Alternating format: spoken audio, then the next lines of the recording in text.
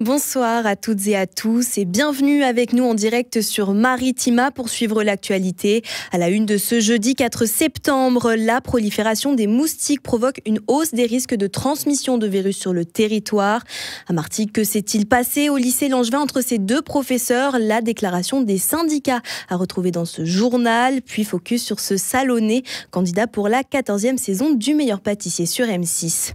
Ils se sont imposés comme les indésirables de nos étés. Les moustiques tigres sont désormais présents presque partout en France, évidemment sur notre région. Avec eux, le risque de transmission du chikungunya, de la dengue ou encore du virus Zika qui augmente. Pour en parler, nous avons Nicolas Ledeuf-Leroy, entomologiste à l'EID Méditerranée. Il était l'invité de la rédaction ce midi et il répond à Noren Werfeli. En région PACA, on est sur environ 130 cas de personnes malades, donc de maladies transmises par les moustiques. Et donc dans les Bouches-du-Rhône, on est principalement entre Vitrolles et Salon de Provence à plus d'une cinquantaine de cas autochtones de chikungunya.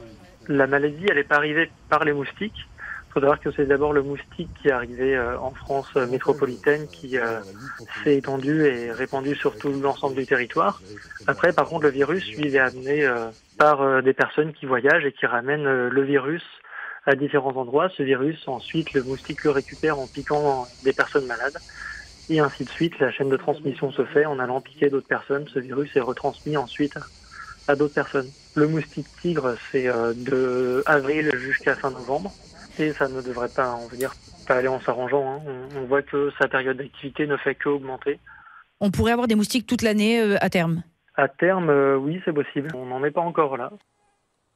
Des gestes simples permettent de limiter la prolifération du moustique tigre. Il est nécessaire de supprimer les eaux stagnantes autour de chez soi, d'entretenir son jardin et de se protéger individuellement. On revient sur l'affaire de cet enseignant attaqué par l'un de ses collègues et blessé légèrement à la tête au lycée Langevin de Martigues. Cet après-midi, devant l'établissement, les professeurs et les syndicats ont tenu à prendre la parole. On écoute Jean-Pierre Zorodu, représentant SNES-FSU, et Akrem Mamdi de la CGT Éducation 13. Devant les nombreuses informations erronées qui circulent, nous, professeurs du lycée Paul Langevin, présents sur les lieux, témoins, tenions à rétablir la vérité. Nous étions dans l'obligation de prendre la parole et de rétablir la vérité des faits. Aucune altercation n'a eu lieu. Le geste commis l'a été de manière, on va dire, soudaine, inexpliquée et sans motif. Les deux personnes ont été prises en charge rapidement et les élèves ont été en sécurité tout au long de ce qui s'est passé, tout au long du temps. Voilà. À la suite des faits, les syndicats vont demander la formation extraordinaire d'une formation spécialisée sur la sécurité, la santé, les conditions de travail. C'était la F3SCT, c'est l'ancien CHSCT, dès demain 14h à Marseille. Et on le rappelle, l'enquête pour déterminer les circonstances exactes des faits est toujours en cours. On part du côté d'Istres où la base aérienne est la plus grande de France. Elle s'étend sur 2600 hectares, soit l'équivalent de 2600 terrains de foot. Elle est organisée comme une petite ville avec à sa tête un maire ou plutôt un commandant.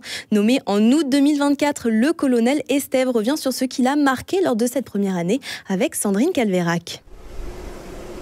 On a fait face à l'évacuation de ressortissants, enfin à l'évacuation de familles de sinistrés du cyclone Chido à Mayotte en décembre 2024. Ça a été un événement marquant de cette première année. Le projet majeur, c'est bien sûr le projet Hub des armées qui a occupé mes prédécesseurs et qui va encore occuper mon successeur d'ailleurs. Et donc c'est de faire sortir de terre dans des bonnes conditions toutes ces infrastructures qui vont accompagner la montée en puissance de l'avion Airbus MRTT, qui est notre avion ravitailleur, vous savez, qui fait aussi du transport stratégique. Et le défi majeur, c'est aussi la protection de la base aérienne. Vous savez qu'aujourd'hui, On voit tout un tas de modes d'action nouveaux, innovants à l'étranger, en Europe, notamment en Ukraine évidemment, et en Russie, mais pas que, pour aller fragiliser les infrastructures de défense. Et donc mon enjeu, c'est aussi d'être capable de faire face, de continuer à faire face à toutes ces nouvelles menaces, et donc de protéger la base aérienne, de protéger les aviateurs, de protéger nos activités ici. Et évidemment, c'est mon souci majeur. Si vous aussi, vous souhaitez découvrir la base aérienne d'Istres, des portes ouvertes sont organisées les 20 et 21 septembre. Près de 35 000 personnes avaient été reçues l'année dernière. 2 semaines de plus pour les plages surveillées de Marseille. Le dispositif de surveillance devait fermer le 31 août. Finalement, la municipalité a décidé de le prolonger jusqu'au 14 septembre. Cela concerne les Catalans dans le centre-ville et les 3 plages de Corbière à l'Estac. On écoute Julien, chef du poste de secours de la plage des Catalans, et des parents rassurés pour leurs enfants en bas âge. Un reportage de Rémi Reponti. On va profiter du beau temps, encore 2 semaines, et surtout on va continuer la surveillance pendant 2 semaines. Du coup on est 5 nageurs sauveteurs, dont 2 chefs de poste. On a toujours le dispositif du coup avec les consignes et les toilettes du coup, qui sont entretenues pendant la journée. En moyen de secourisme, on a donc les nageurs, des bouées tubes, des planches et le Seabob qui est un outil du coup assez utile quand on doit aller un peu plus loin. Ça permet de répondre à une demande depuis des années des gens qui habitent dans le secteur et qui veulent du coup une prolongation de la surveillance. On sait que le beau temps est souvent là au mois de septembre, du coup voilà. La mairie après quelques années a répondu positivement à cette demande. Avec des enfants en bas âge, c'est rassurant ? C'est très rassurant et c'est très bien qu'ils fassent ça sur 2 plages.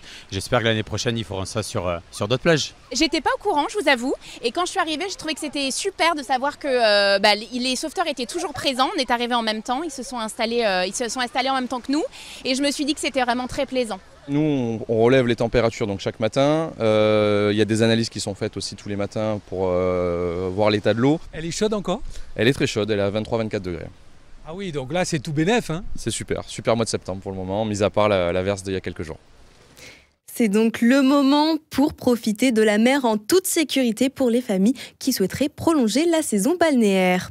Des meubles, de la vaisselle et du petit électroménager à moitié prix pour les étudiants qui nous écoutent. Cette info est pour vous. Emmaüs propose ce bon plan pour la rentrée dans son magasin de la Pointe-Rouge à Marseille. L'occasion de meubler son appartement à mini prix. Reportage sur place où nous avons rencontré Octave, jeune étudiant en marine marchande. Il a profité de cette réduction. Donc pour un truc qu'on aurait pu acheter à 40 balles neuf, on l'a à 2,50 €, c'est vraiment ouf. Enfin nous on vit dans un foyer et pour partager avec les autres et tout, ça peut être pas mal d'acheter, c'est vraiment très peu cher. Enfin déjà que c'est pas cher à la base, alors en plus avec les moins 50%, on peut trouver des passoires à 1 €, plein de couverts, plein d'assiettes de verre et tout, c'est vraiment top. Alors je suis Sarah Boissy, je suis la responsable de la communauté, enfin la co-responsable de la communauté. On dira par exemple un canapé pour 40 €, un frigo pour 20-30 €, après tout ce qui est cafetière pour 5 €, donc ça peut être pour, je dirais, 150-200 €, il peut meubler une partie de son appartement. Nous, on vit uniquement des dons des donateurs et de certaines entreprises. On a la chance d'avoir un don très intéressant d'un hôtel la semaine dernière, avec du matériel de très bonne qualité, notamment des canapés, des petits frigos pour les étudiants, de la vaisselle, etc. Donc vraiment, c'est tous ces dons qui nous permettent de survivre et qui sont ensuite triés par les compagnons sur place et remis en état. L'offre est donc valable uniquement sur présentation d'un justificatif d'études. Vous avez jusqu'à la fin du mois de septembre pour en profiter. On passe au sport avec le championnat du monde de volley féminin. Hier encore, nous étions avec Amélie Rotard, la martingale de l'équipe de France. Mais aujourd'hui, le parcours historique des Bleus s'est arrêté à Bangkok. Malgré une détermination sans faille, elles se sont inclinées en quart de finale face au Brésil, battu 3-7-0.